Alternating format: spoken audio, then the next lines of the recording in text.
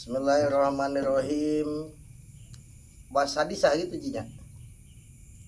Hah? Iya kan? Yang mana?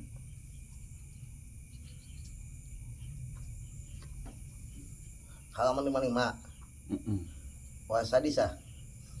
Bukan? Iya. Hah? Iya. Benar? Iya. Bismillahirrahmanirrahim. Di satu utai kang kaping 6, mukjizat yang ke-6 yang mengiringi kelahirannya baginda agung Nabi besar Muhammad SAW. Iku ana Halimata satemene Siti Halimah di Rasulullah sallallahu alaihi wasallam kang nyusoni Kanjeng Nabi Muhammad sallallahu alaihi wasallam. Iku kanat ono sapa Siti Halimah iku laya duru ora deres opo allabanu susu min ihda sadyaiha saking salah sahijine pentil susu lorone Siti Halimah. Tetapi pala mawadoat maka semangsane nyelehaken sopo Siti Halimah ha ing ihda sadyaiha fi pamin nabi ing dalem cangkeme Kanjeng Nabi Muhammad sallallahu alaihi wasallam darro mangka deres opo alabanu susu minha saking sadyaiha. Jadi orang Arab ini ada khusus perempuan yang usahanya kuli nyusuin. Kuli nyusuin. Nah termasuk Siti Halimah dari kampung Bani Sa'ad nih pada datang itu dan naik onta, naik keledai ke kota Mekah cari perempuan yang baru punya anak. Itu yang lain udah pada dapet, Siti Halimah belum.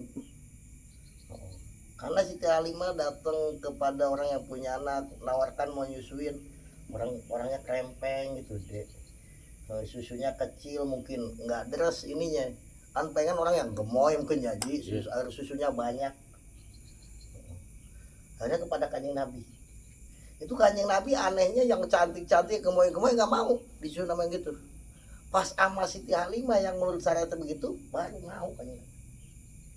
Subhanallah, setelah nyusun Nabi langsung susunya deras, badannya gemuk. Di rumahnya dibawa Nabi ke kampung halamannya, susu kambingnya yang tadinya nggak keluar susu pada keluar susu, berkah. Siti Halimah mendapatkan banyak berkah. Sampai kambing-kambing tetangga nih kalau mau ngangon nih siang ngikut kambingnya Siti Halimah. Kalau nggak ngikut kambingnya Siti Halimah nggak dapat rumput. Siti Halimah mendapatkan keberkahan. Jadi itulah kanan yang tadinya air susunya nggak deres, pas nyusuin Kanjeng Nabi langsung air susunya deres.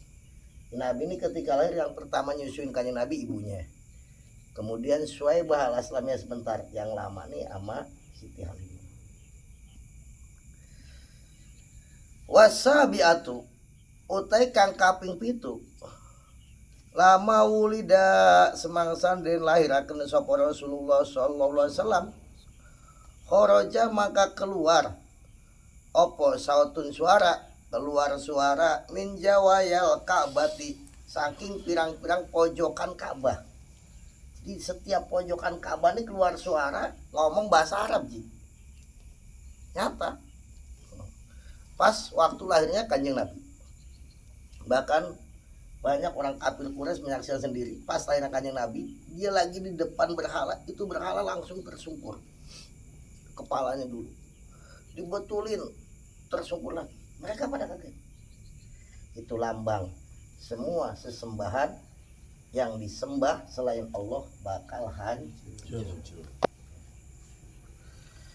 Makanya setiap pojokan Ka'bah keluar suara. Pojokan yang pertama gini, minal ula, dari pojokan yang pertama yaqulu keluar apa yaqulu ngucap apa saut. Berkata itu suara kul ja'al haq.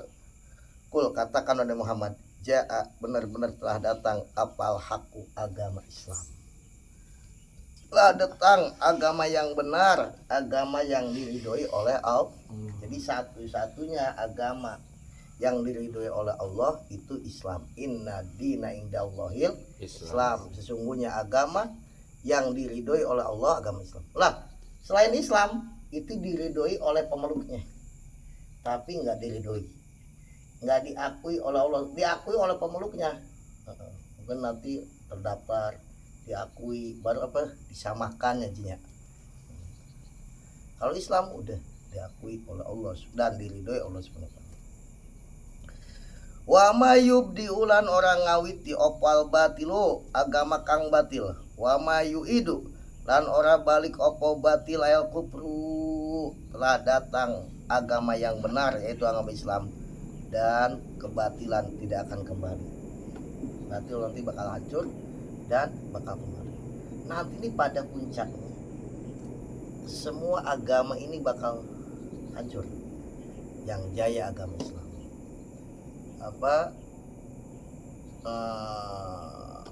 Apa di Al-Quran disebutkan nanti ini Islam, apalagi nanti zaman turunnya Nabi Isa, dunia dipimpin oleh Imam Mahdi. Ini Islam benar-benar mengalami puncak kejayaan, subur, sampai orang bawa sodako aja nggak ada yang nerima. Kalau sekarang kan orang cari sodako sampai antri orang, ya kan, orang ada sodako bagi zakat, bagi EP, orang antri. Kalau nanti ini orang nih bawa sedekah lu, kalau kemarin aja kamu datang aku masih mau nerima, sekarang enggak, kemana-mana udah orang sejahtera. Sampai dikatakan saat itu serigala sama domba nih akur deh. Kalau sekarang lu serigala ketemu domba dimakan, ya kan. Saking damainya zaman itu, saking amannya sentosanya. Ade nanti di zaman itu naruh motor di mana aja aman.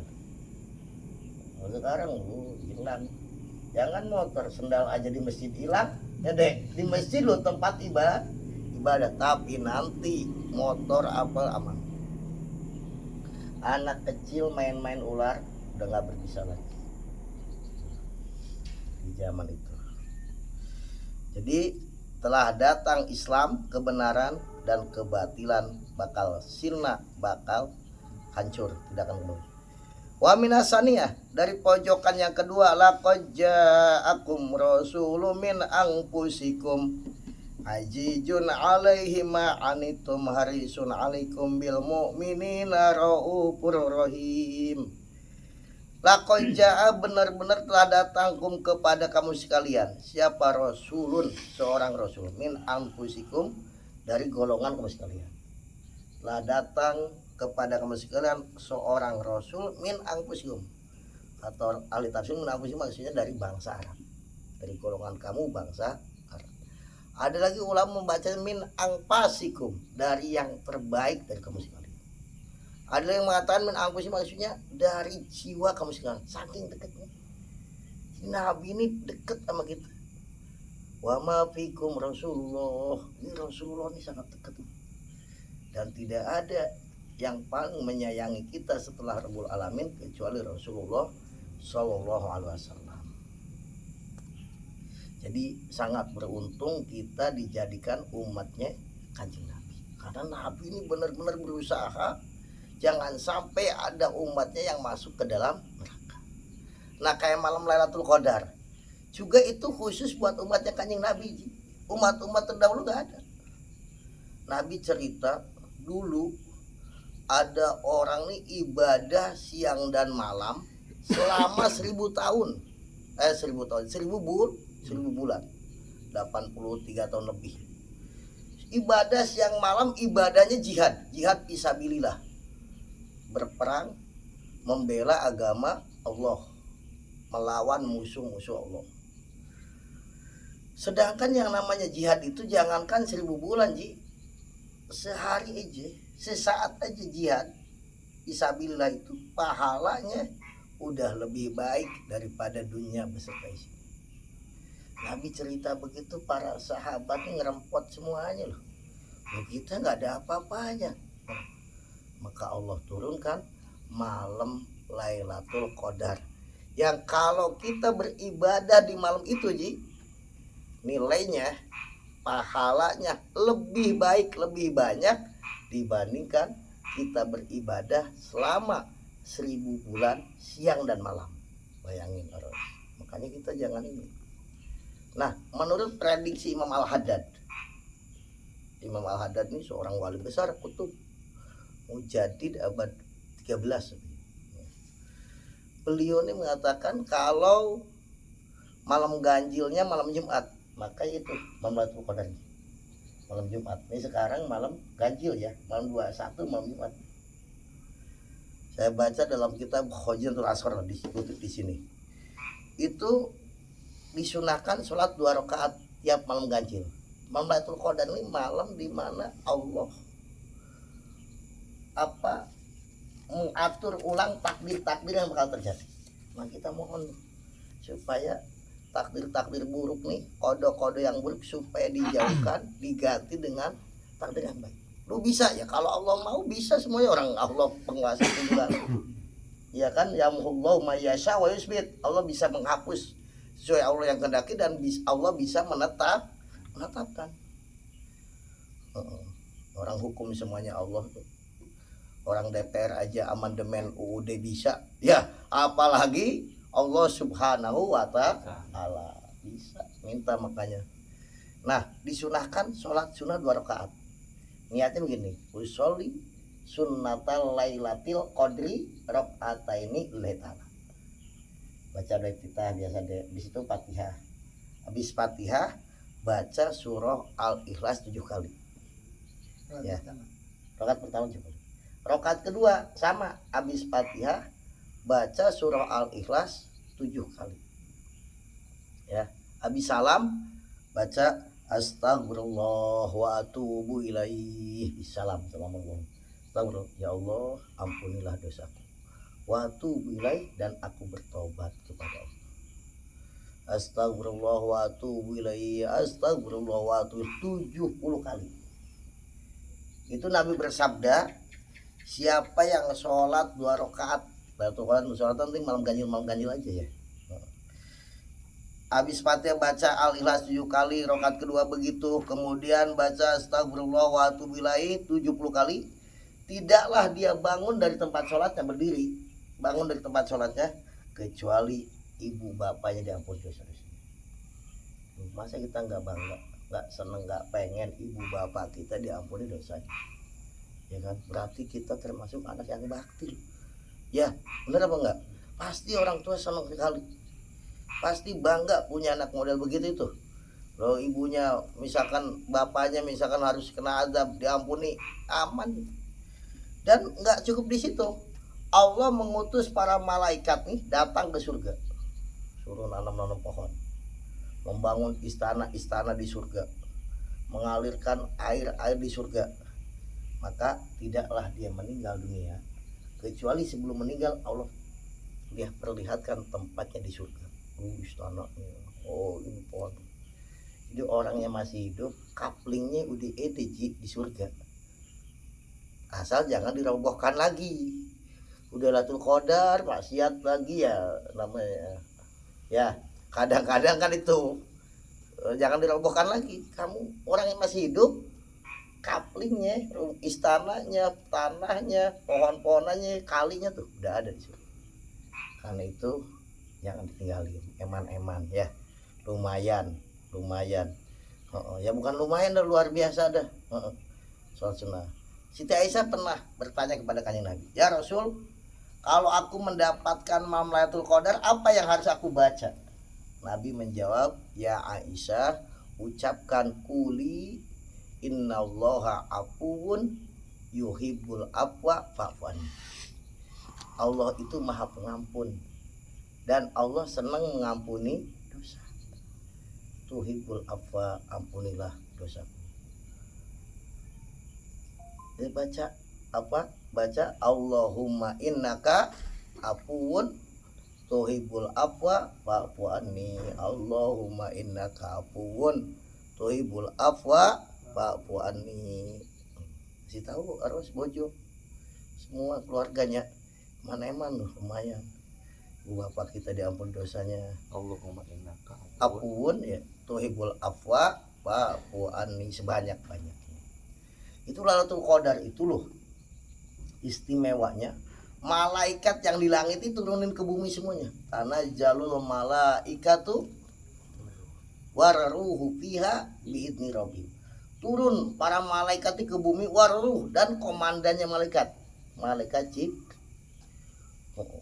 turun sampai malaikatnya masuk ke gang-gang, masuk ke rumah-rumah, masuk ke tempat kontrakan. Orang-orang yang lagi ibadah pas malam itu salamun iya hatta matla'il fajar, mengucap selamat mengecebol, kamu sukses melakukan puasa dengan baik, tarawihnya enggak ketinggal, tadarusnya juga ini, kamu selamat mengucapkan selamat. Sehingga salah satu tandanya orang yang dapat Lailatul Qadar nih sedih di malam itu, air matanya bercucuran, tapi sedihnya deh bukan nggak kebeli baju baru ya. Curi batur mah geus meuli baju baru urang kencan, bukan sedih gitu, sedih inget dosa, sedih takut akan murkanya Allah Subhanahu wa taala. Kita sadar kita banyak melakukan kesalahan. Nanti selamat sampai subuh malaikat sesak di bumi ini dengan para malaikat. Nah, mudah-mudahan kita semuanya mendapatkan malam Lailatul Qadar. Amin. Insya Allah. Dah paham ya? Kemudian tadi laqad ja'akum, benar-benar telah datang ajijun alaihi ma'anitum. Yang nabi itu, nabi ini ajijun alaihi ma'anitum, terasa berat oleh nabi apa yang membuat susah umatnya. Jadi nabi ini nggak mau umatnya ini susah. Tuh nabi kita nggak pengen umatnya susah. Nah pemerintah ini harus contoh nabi, jangan bikin susah rakyat. Nabi itu begitu. Nabi ini nggak mau. Nabi ini terasa berat sampai nabi kita nih mayasuku ala ummati syaukatin, tidaklah umatku tertancap duri kecuali aku merasakan pedasnya. Umatnya nabi ini tertusuk duri, nabi merasakan sakitnya perih. Misalkan nih Mang Cebol haji tertusuk duri kakinya, merasa sakitnya apa enggak, kecuali mun istrinya atau anak, iya kan, pasti. Tapi ini nabi ini seluruh umatnya terus. Haji bisa bayangkan bagaimana kasih sayang nabi baru lahir aja kemarin apa yang diucapkan, ummati ya Allah selamatkan umat. Makanya kalau kita pengen selamat jangan jauh-jauh dari kanjeng sholawat jangan jauh, jangan. Kita nih orang yang nggak bisa lepas dari dosa ya, tapi tetap jangan jauh sama Nabi. Kenapa? Yang akan menyelamatkan kita. Loh, kalau kita jauh dari Nabi ya rugi, salah sendiri. Kenapa? Ya jauh dari Nabi salah sendiri. Dah.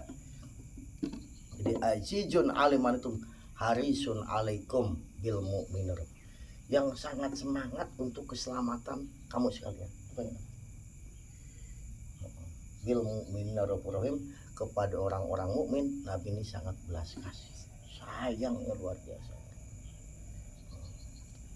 Loh, nanti di akhirat di saat orang tua kita lari dari kita, istri kita lari, anak kita lari menjauh karena takut kita menuntut mereka atau mereka pun takut kita tuntut, saling menjauh. Hanya Rasulullah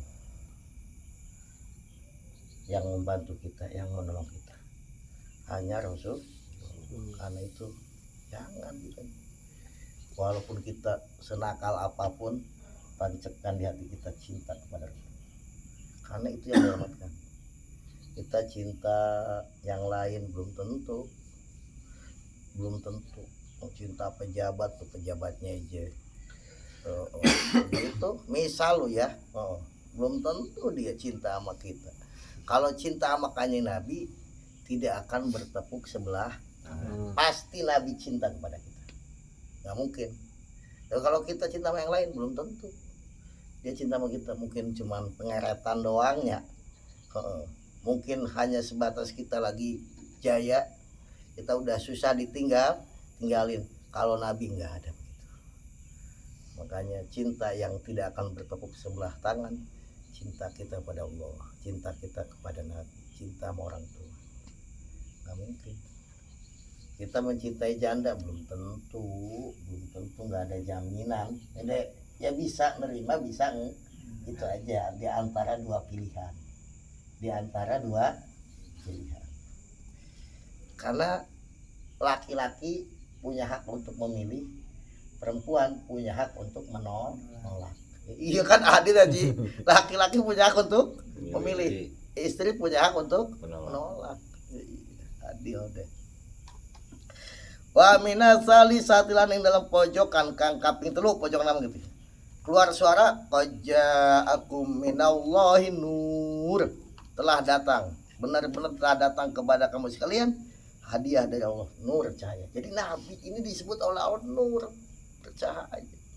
Makanya nggak bener ada mau balik itu cahaya itu bohongan. Nabi ini waktu kecilnya kata nyolong jamu, mau balik kurang ajar itu. Hati-hati loh.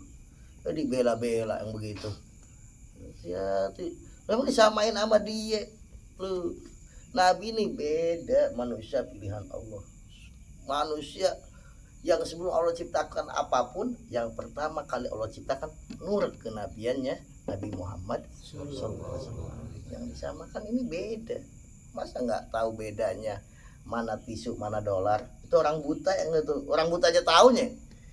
Sebenarnya situ nggak tahu, nggak bisa bedakan Nabi dengan yang lainnya. Berarti itu orang bahlul, bahkan lebih bahlul daripada orang bahlul. Wa huwa utain nur. Siapa nur itu? Ikuan Nabi, kanjeng Nabi. Nur itu adalah kanjeng Nabi. Wa kitabun dan kitab. Wa kitab Quran dan kitab Quran mubinun kang pertela bayinun yang menjelaskan dohirun yang jelas. Al-Quran ini jelas. Haram ya jelas, halal jelas.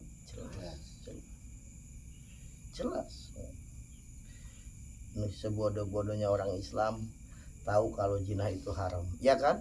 Kalau nggak sekolah pasti tahu. Mabok haram tahu, maling haram tahu, ngeriba haram tahu semua.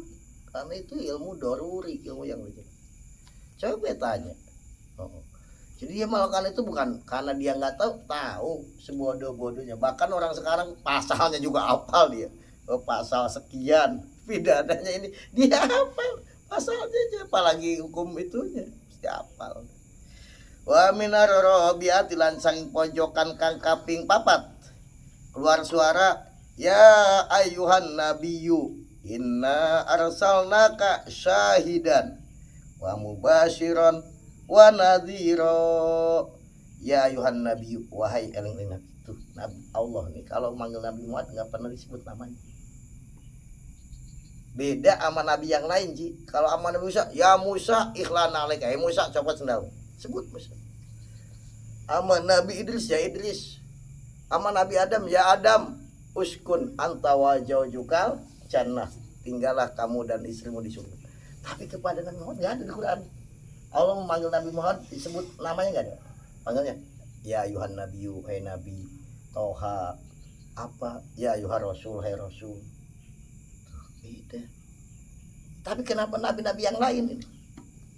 Makanya ketika pamannya kanjeng Nabi, paman Nabi menyebut Nabi ini ya sama ponakan Muhammad, ditegur sama Allah.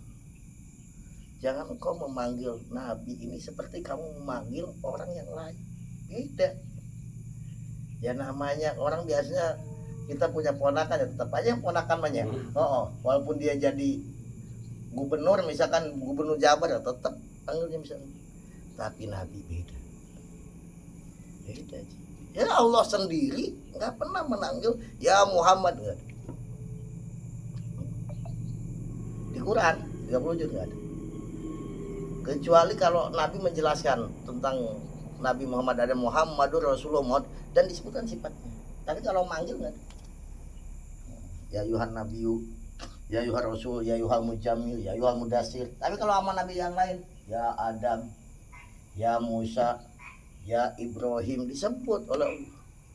Ini menunjukkan keagungan, ketinggian, pangkat, derajat kanjeng Nabi di sisi Allah Subhanahu wa Ta'ala. Makanya gelarnya pun Habibullah, kekasih Allah. Ya kalau kita pengen selamat dari siksanya Allah, jangan mendekat sama kekasihnya lu. Jangan coba-coba kita jauh celaka. Dah. Inna sesungguhnya aku arsalna ngutus aku kepadamu, wahai Nabi Muhammad, wahai Nabi, aku mengutusmu syahidan menjadi saksi. Nabi Muhammad ini menjadi saksi. Nanti ketika digelar pengadilan Allah nih, Nabi Muhammad menjadi saksi pembela. Enak kan? Jadi yang saksinya, kalau saksinya Hotman Paris bahaya, celaka. Hotman Paris saja belum tentu, bisa jadi disiksa mungkin. Kalau nggak masuk Islam kafir kan? Ya. Jadi gitu. Ini saksinya Muhammad, saksi yang meringankan, saksi pembela karena saksi itu kan ada saksi yang berat kan? Ini saksi yang berat. Buat umat-umat yang lain pun Nabi Muhammad.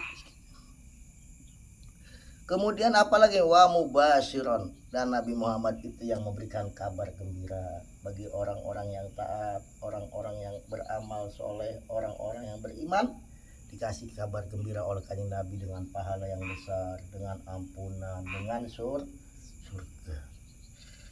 Wa nadhiron, dan yang memberikan peringatan orang-orang yang maksiat, orang-orang yang kafir diperingatkan oleh kanjeng Nabi.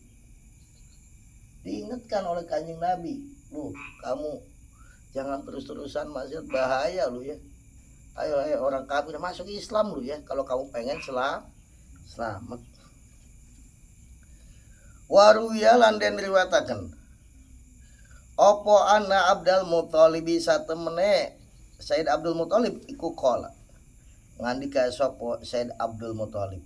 Abdul Muthalib ini kakeknya kanjeng Nabi ya. Dilihat Nabi sama. Kunto nasa pengsun iku pil Ka'batin dalam Ka'bah. Waktu Nabi lahir, Sayyidina Abdul Muthalib ini lagi berada di dalam Ka'bah. Wa fiha lan iku dalam Ka'bah, namun teh perang-perang berhala di dalam Ka'bah ini banyak berhala waktu itu. Nabi pas lahir. Pasakotot mangka berjatuhan opal asnam perang-perang. Langsung saat itu juga enggak ada angin lu di dalam Ka'bah. Enggak ada angin, enggak ada hujan, langsung tersungkur, jatuhnya kepala dulu. Kata beliau, waktu Nabi lahir, aku berada di dalam Ka'bah, tiba-tiba kok berhala-berhala yang besar-besar yang berjatuhan. Min amakiniha, dari tempatnya itu berhala. Wahorat lan jungkal apa berhala. Sajidatan alikang sujud lillahi maring Allah, jungkal kayak sujud kepada Allah SWT. Semuanya bersujud kepada Allah. Ini adalah lambang bahwa segala yang disembah selain Allah bakal hancur. Wasami itu kata Said Abdul Muthalib nih, Said Abdul Muthalib lan midangan sopeng sun sautan ing suara minji dari Ka'bati, saking tembokane Ka'bah, dan aku mendengar langsung tembokan Ka'bah ini keluar suara. Kata Said Abdul Muthalib, ya kulu ngucap apa suara, ulidan Nabil Muhtar, telah dilahirkan Nabi yang menjadi pilihan Allah.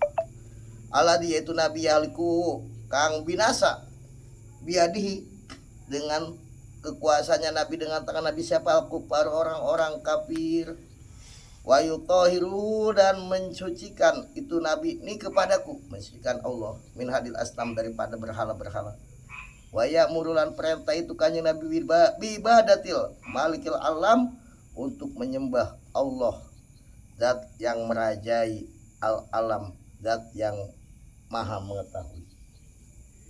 Jadi itu memang beda. Ya coba kita lahir waktu itu, kita lahir BBM naik, harga-harga naik dehnya, orang tua sampai kesulitan, kadang-kadang susunya pun susah. Beda. Itu Syabdul Qadir Jailani, cucunya Nabi ya. Syabdul Qadir Jailani Sultan Aulia, lahir Ramadan. Itu lahir Ramadan, dia nggak mau nyusuk kecuali udah maghrib. Dari bayi udah puasa. Waktu dulu nih, waktu zaman Syabdul Qadir Jailani, kalau pengen tahu ini udah masuk Ramadan apa belum, ya Syabdul Qadir Jailani nyusuk apa enggak pagi hari, enggak, oh udah Ramadan. Enggak perlu sidang isbat deh. Wal homis